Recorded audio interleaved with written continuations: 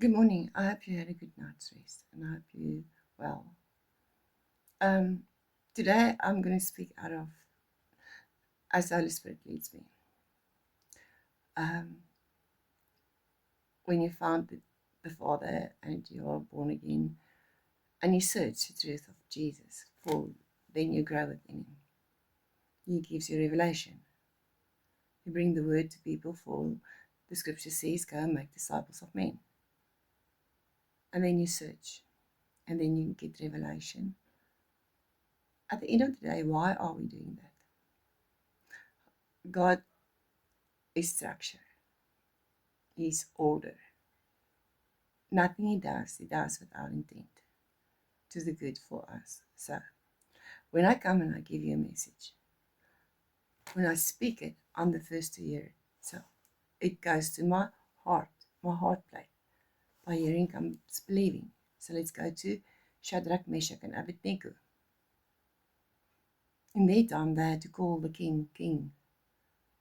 When the sirens were going off and the symbols was, I'm just telling the story. Okay. So they said no for our Father. Even if He not comes through for us, we still will not call you King, for there's only one King we serve. So let's bring it to nowadays. On this platform, people are calling themselves whatever they want, having names in it. So there comes a account in your life calling himself my King. So you're saying, are you spiritually aware of what's going on here? For those days, John, who wrote Revelation, was sent to Patmos in exile for not calling the king king. And now this person coming to the life saying, not saying, he calls himself my king. And now you want to greet him.